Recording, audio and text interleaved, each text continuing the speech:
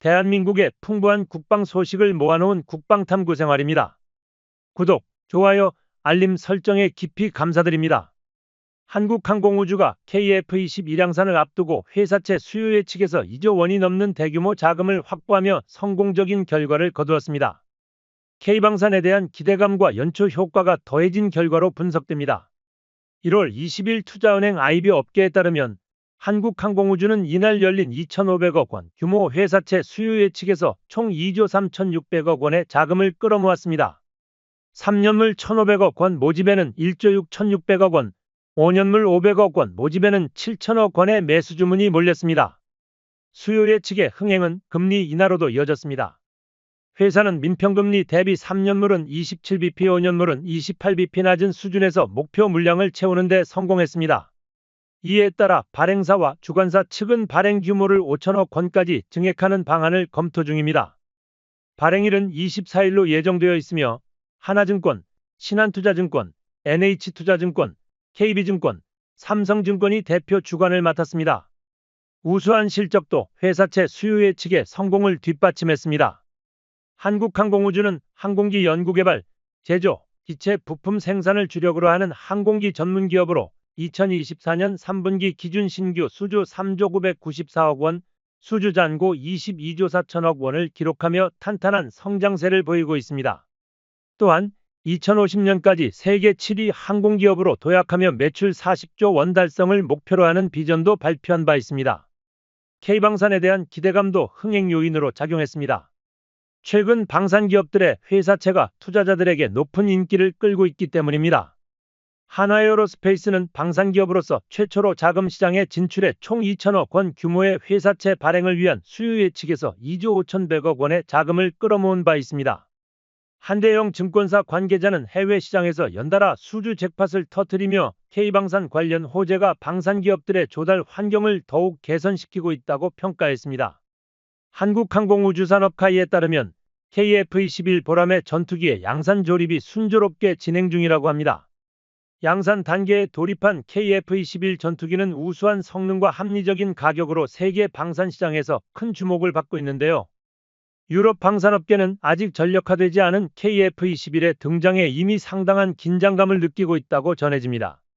프랑스의 군사 전문지 메타 디펜스 프랑스는 최근 보도에서 양산에 들어간 KF-21이 유럽 전통 항공업체들에게 심각한 위협이 될 것이라고 분석했습니다.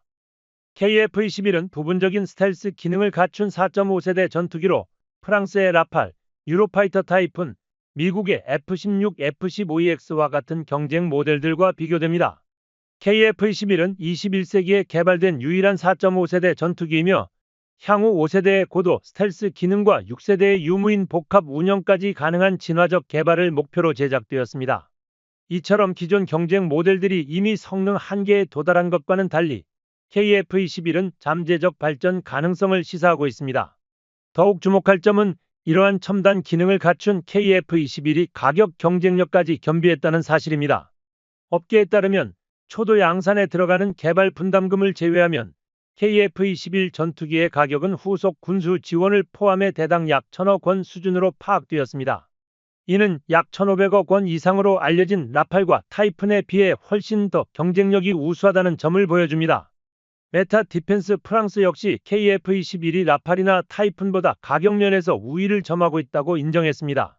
심지어 KF-21 전투기는 이제 막 양산에 돌입한 신규 기체이기 때문에 향후 생산비 절감 요소가 반영되면 가격 경쟁력이 더욱 높아질 것입니다. 한국항공우주산업카이는 첨단 자동화 설비를 대거 도입하여 생산성을 크게 향상시키고 있습니다. 메타 디펜스 프랑스는 KF-21 보라매가 검증된 기술과 진화적 개발을 적용한 확장성을 겸비하여 우수한 성능을 발휘할 수 있다고 보았습니다. 특히 5세대 전투기 카테고리에 완전히 통합될 KF-21EX 모델의 경우 세계 전투기 시장에서 라팔, 타이푼, F-15EX보다 한 발 앞설 것으로 분석했습니다. 유럽에서 한국산 전투기를 극찬하는 것만큼 중국도 한국산 KF-21 전투기에 깊은 관심을 보이고 있습니다. 중국 최대 뉴스 포털 사이트인 163.com은 KF-21 보라매를 조잡한 비행기라며 비난하는 기사를 내보냈습니다. 중국은 한국이 서방 기술을 활용해 KF-21 전투기를 개발했지만 이는 4.5세대 전투기 수준에 그칠 뿐이며 5세대 전투기와는 크게 다르다고 주장했습니다.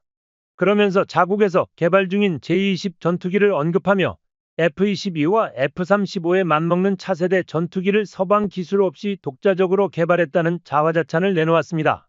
하지만 중동 국가 고위 관계자들이 잇따라 한국을 방문하고 한국의 전투기 수출이 주목받으면서 중국도 질투심을 감추지 못하는 상황에 놓이게 되었습니다. 중동 국가들은 한국의 천궁투, K9 자주포, LSAM과 같은 지상 무기와 미사일 체계를 구매하는 한편 KF-21 전투기 및 항공무기 체계에도 큰 관심을 보이고 있습니다. 특히 사우디아라비아는 한국과 함께 6세대 전투기 개발을 희망하며 구체적인 협상을 이어가고 있습니다. KF-21의 성능에 매우 만족한 협상단은 보람의 전투기에 대한 최초 협상 조건을 제시했으며 이에 대해 방위사업청은 KF-21 사업이 경제적으로 큰 파급 효과를 가져올 것이라고 밝혔습니다.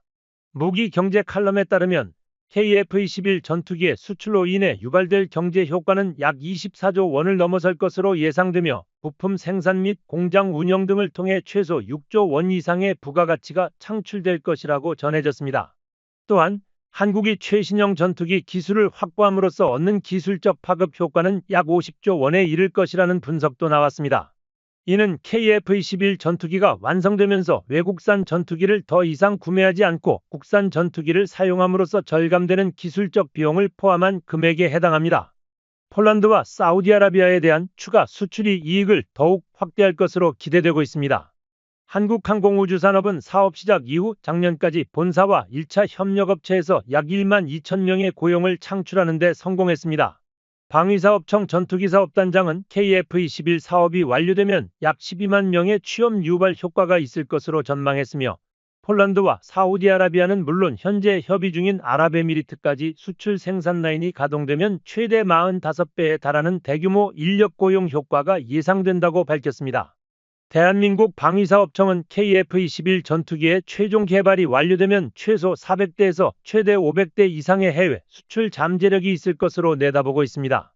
실제로 폴란드와 사우디아라비아뿐만 아니라 구형 전투기를 교체하려는 스위스와 아랍에미리트도 KF-21 입찰에 관심을 보이며 논의를 진행 중입니다. 향후 5세대 스텔스 전투기로 개량될 KF-21 전투기는 미국의 F-35와 같은 주요 전투기와 견줄 만한 잠재력을 가지고 있습니다.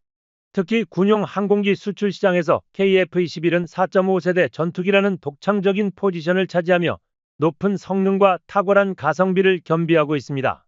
이러한 장점으로 인해 KF-21 전투기는 해외 수출 경쟁에서 유리한 위치를 확보하고 있으며 가장 유력한 첫 해외 수출 지역으로는 중동의 석유 부국들이 지목되고 있습니다. 이미 한국산 무기를 구매한 나라들 중에서 사우디아라비아는 대표적인 우호국가로 방위 예산을 대폭 늘리며 빈살만 왕세자의 지휘 아래 경제 협력을 강화하고 있습니다. 사우디아라비아는 석유 수출을 통해 연간 300조 원 규모의 국방 예산을 확보하고 있으며 4.5세대와 5세대급 전투기 구매를 진지하게 고려하고 있는 상황입니다. KF-21 전투기는 가격과 성능 면에서 사우디아라비아의 요구에 정확히 부합했습니다. 한국의 외교적 동맹인 나토 회원국인 동유럽 지역도 KF-21의 수출 대상국에서 제외될 수 없는 곳입니다. F-35와 유로파이터의 높은 유지비를 감당하기 어려운 동유럽 국가들은 3세대 전투기에서 4세대 전투기로의 전환이 필요한 상황입니다. 폴란드, 핀란드, 헝가리, 체코, 루마니아 등도 KF-21의 잠재적 수출 대상국으로 평가됩니다. 또한 국방비 예산이 증가한다면 브라질, 멕시코, 필리핀까지도 KF-21의 수출 후보에 오를 가능성이 존재합니다. 실제로 필리핀과의 협상은 현재 진행 중입니다. KF-21 전투기 개발은 8조 8천억 원이라는 막대한 예산이 투입된 단군 이래 최대 규모의 한국 무기 개발 사업으로 기록되었습니다. 수출 활성화를 위해 KF-21의 부품 국산화율은 계획보다 빠르게 증가하고 있습니다.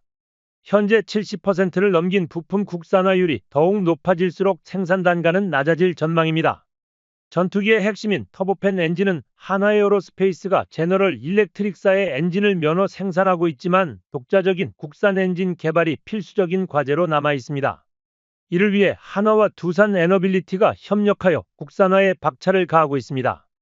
독자 엔진 개발은 자주 국방 실현을 위해 매우 중요한 요소입니다. KF-21의 부품 국산화율을 꾸준히 높여 2030년 초까지 최대한 독립성을 확보할 계획입니다. 국산화가 이루어지지 않을 경우 운영면에서 다양한 제약이 따를 우려가 존재합니다. 한국항공우주산업은 독자 엔진 개발에 전력을 다하며 이를 통해 대한민국 항공산업의 발전을 도모하고 있습니다. 그간 미국의 간섭을 견뎌야 했던 대한민국은 이번 국산화로 외세의 영향을 받지 않겠다는 강한 의지를 표명했습니다. KF-21 전투기의 초기 개발 과정에서 로키드 마틴의 지원을 받았지만 전자장비 기술 이전 문제로 어려움을 겪었습니다. F-35 40대 도입과 차세대 전투기 기술 이전을 위한 협상을 진행했음에도 미국은 A사 레이더, 적외선 탐색 장비, 전자광학 표적 장비, 전자파 방해 장비의 기술 이전을 거부했습니다. 그러나 한국은 이러한 기술을 자력으로 개발해냈습니다. KF-21은 독립적인 대한민국산 전투기로 평가받지만 여전히 미국산 엔진을 의존해야 하는 현실을 극복하기 위해 국산 엔진 개발이 시급한 과제입니다. 한국항공우주산업은 수출 문의가 폭증하는 가운데 첨단 엔진 개발에 주력하고 있습니다. 엔진 개발이 완료되기까지 약 10년이 걸린다고 가정할 경우 4천억 원 이상의 부가가치가 창출될 것으로 기대되고 있습니다. 현재 KF-21 전투기 엔진 개발은 국내 유명 항공엔진 제조업체인 한화와 두산이 주도하고 있습니다. 한국은 전투기 개발을 시작한 지 불과 몇 년 만에 KF-21 전투기의 실물을 공개했으며 이제는 한국형 엔진을 탑재한 비행 테스트와 엔진 개발에 이르기까지 성과를 달성하며 놀라운 평가를 받고 있습니다. KF-21 전투기는 뛰어난 선의 능력을 바탕으로 기존 한국 전투기들보다 민첩한 기동성을 자랑합니다. 한화에어로스페이스는 한국 항공엔진 기술 개발의 핵심 주체로 자리 잡으며 세계 항공 분야 선도 기업들로부터 상당한 신뢰를 얻고 있습니다. 특히 내년까지 2000켈빈급 소재 기술 사업이 완료될 예정이라는 점은 흥미로운 소식입니다. 이 사업은 두산의 차세대 가스터빈용 소재 개발을 목표로 하지만 이미 한화에어로스페이스와의 협력을 통해 1900켈빈급 기술을 성공적으로 활용한 경험이 있어 2000켈빈급 엔진 기술의 개발 역시 큰 기대를 모으고 있습니다. 한화의 엔진 개발이 성공하면 성능 향상과 가격 경쟁력 확보를 동시에 달성할 수 있어 매우 고무적입니다. 현재 KF-21 전투기에 탑재된 F-414 엔진은 970억 원 중 약 125억 원을 차지하며 항공기 전체 가격의 10% 이상을 차지하는 고가의 부품으로 알려져 있습니다. 라이선스 생산으로 인해 비용이 높지만 한국은 이를 통해 상당한 노하우를 축적했습니다. 국산 엔진을 개발한다면 동일한 비용과 시간으로도 더 효율적이고 저렴한 엔진을 사용할 수 있을 것입니다.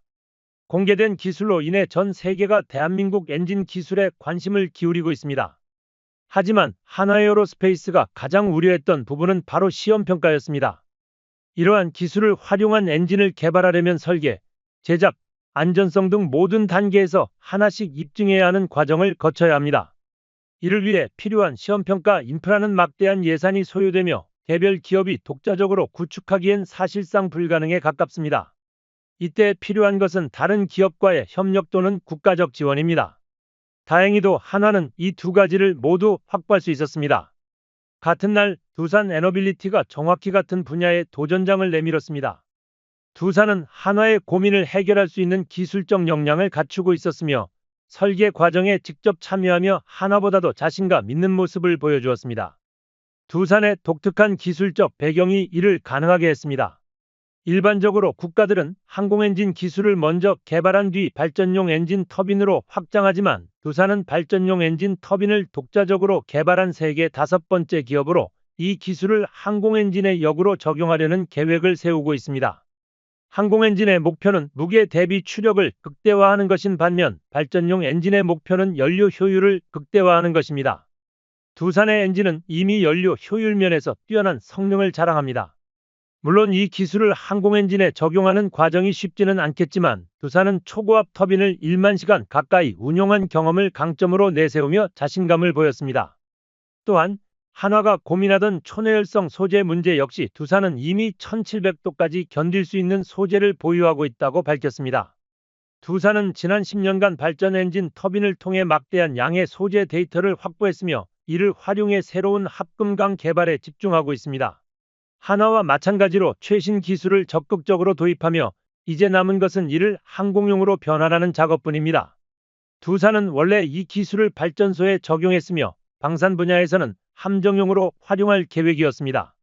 이를 알아본 방위사업청이 한화와 두산의 협력을 권장한 것입니다.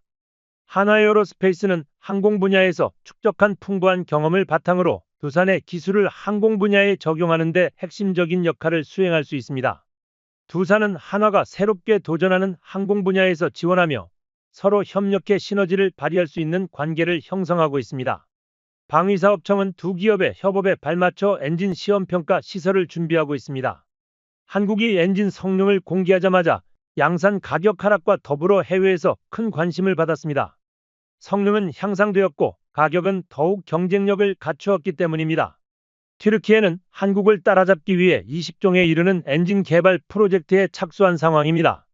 터보팬 엔진뿐만 아니라 보조동력 엔진, 헬기 엔진, 호위함 엔진, 전차 엔진, 무인기 엔진, 장갑차 엔진 등 다양한 분야에 도전하고 있지만 이는 매우 도전적인 과제입니다. 성공하면 기술 습득 속도가 빨라질 수 있겠지만 튀르키예는 한국이 멀리 앞서가는 듯한 느낌을 떨치지 못하고 있습니다. 튀르키예는 한국을 따라잡기 위해 우크라이나와 협력하여 엔진 개발 속도를 높이려는 전략을 선택했습니다. 우크라이나로부터 기술을 이전받으면 개발 속도가 급격히 향상될 가능성이 높습니다. 그러나 직접적인 엔진 개발에는 반복적인 실패와 시행착오를 감수해야 하며 엔진 날개가 녹거나 불타는 과정을 거쳐야 합니다. 항공기 엔진 개발은 극도로 어려운 분야로 현재까지 상업적으로 성공적인 항공기 엔진을 개발한 국가는 미국과 영국 정도에 불과합니다. 미국의 프렛 앤드 휘트니, GE, 그리고 영국의 롤스로이스는 이 분야를 사실상 독점하고 있으며 프렛 앤드 휘트니는 유럽의 합작사를 포함해 세계 시장 점유율 58%를 차지하고 있습니다. 미국과 영국은 항공기 엔진을 국가 전략 기술로 보호하며 기술 이전을 철저히 막아 독점적 지위를 유지해왔습니다. 세계 각국이 이들 3사의 기술을 모방하려 시도했지만 내구성 문제 등으로 이를 넘어서는 데 어려움을 겪고 있습니다. 그러나 항공기 엔진 국산화는 반드시 이뤄내야 할 과제로 항공산업 발전의 핵심이자 국가 안보와도 직결되는 중요한 전략 산업입니다. 그렇기 때문에 한화에어로스페이스가 프렛 앤드 휘트니, GE, 롤스로이스 같은 글로벌 기업과 동등한 위치를 목표로 노력하고 있다는 점은 상당히 주목할 만한 도전입니다. KF-21 전투기 엔진 체계와 관련된 국제개발 동향 보고서에 따르면 한화에어로스페이스와 국방과학연구소는 2004년부터 2007년까지 램제트 추진기관을 개발했습니다. 램제트 엔진은 고속 공기 흐름을 압축해 연료를 분사하고 점화하여 추진력을 생성하는 제트 엔진으로 특히 슈퍼 크루징 기체에 적합한 기술입니다. 한국은 이미 이와 관련된 기술을 보유하고 있으며 2010년부터 2012년까지 KF-21 전투기용 엔진 핵심 기술을 연구하고 2011년부터는 초고속 공기흡입 엔진에 대한 연구를 시작해 2017년에 성과를 냈습니다. 2018년부터 개발된 램제트 엔진 활강체 테스트는 2023년까지 완료를 목표로 진행 중이었습니다.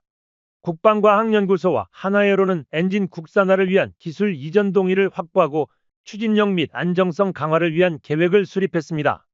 KF-21 보람의 전투기가 보여주는 코브라 기동 능력은 이 엔진 기술 덕분에 실현 가능해진 것입니다. 최근 대한민국은 복잡한 고난도 기동 비행에 성공하며 세계 군사 전문가들의 주목을 받고 있습니다.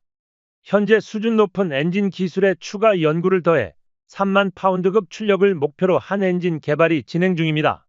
한국은 단계적으로 엔진 개발을 이어가며 티타늄 블레이드와 저바이패스용 구동기와 같은 부품도 독자적으로 제작하고 있습니다. 특히 신기술로 개발된 램제트 엔진은 기존 구형 엔진과 비교해 출력, 연비, 안정성 면에서 훨씬 우수한 성능을 자랑합니다. 이 사업이 성공적으로 완성되면 한국산 엔진은 KF-21 블록 3 모델부터 본격적으로 적용될 것입니다. 아주 작은 이상이 발생해도 즉시 추락 위험에 직면할 수 있는 것이 바로 엔진입니다. 이는 항공기를 조종하는 조종사의 생명과도 직접적으로 연결되는 사안입니다. 중국은 이에 대해 공개적으로 언급하지 않지만 제20 테스트 과정에서 많은 조종사가 희생된 주요 원인 역시 엔진에 있었습니다. 그래서 항공기 개발에 100년 이상의 역사를 가진 영국이나 프랑스조차도 새로운 엔진 개발에는 많은 어려움을 겪고 있습니다. 한국국방과학연구소의 주도로 한화와 협력하여 개발 중인 KF-21 전투기용 저바이패스 엔진 역시 개발 성공이 쉽지 않은 과제입니다. 하지만 우리 연구진들은 터보팬 엔진의 성능을 점진적으로 향상시키고 있습니다. 대한민국은 엔진 면허 생산을 통해 축적한 기술력을 기반으로 2013년부터 2018년까지 스텔스 무인 정찰기에 사용할 5,500파운드급 추력을 가진 터보팬 엔진 개발을 완료했습니다. 현재 개발 상황을 보면 코어 설계를 추가로 완료했으며 전방 터빈 블레이드를 통해 압축비를 한층 더 높이고 있습니다. 이로 인해 소형 엔진임에도 불구하고 극한의 추력을 달성할 수 있었습니다. 이는 전 세계적으로 성공적인 모델로 평가받는 F-16 전투기의 단발 엔진급 터보팬 엔진과 비슷한 2000시간의 엔진 수명을 갖추게 됩니다. 물론 한국산 엔진이 현재 미국산 엔진과 동등하다고 보기에는 아직 이르지만 대한민국은 자체 제작한 엔진으로 꼬리 없는 군용 무인 스텔스기를 제작하고 이를 효과적으로 운용할 수 있는 수준에 도달했습니다. 한국은 국산 엔진이 더 효율적이라는 판단 아래 미국 기술보다 다소 뒤처질지라도 국산 엔진 개발에 박차를 가하고 있습니다. 점차적으로 국산 엔진으로의 전환을 시작하며 독립성을 강화하고 있습니다. 실제로 대한민국이 국산 엔진을 사용하면 해외에서 새 엔진을 공급받거나 미국 엔지니어의 지원을 기다리는 것보다 훨씬 효율적인 선택이 될 수 있습니다. 국내에서 신속히 공급 가능한 국산 엔진을 활용함으로써 전력 유지와 효율성 면에서도 더 큰 도움을 받을 수 있습니다. 이상 지금까지 국방탐구생활이었습니다. 구독, 추천, 알림 설정해 두시면 매일 신속하고 정확한 방산 소식을 전달해 드리겠습니다. 구독자 여러분 좋은 하루 되세요.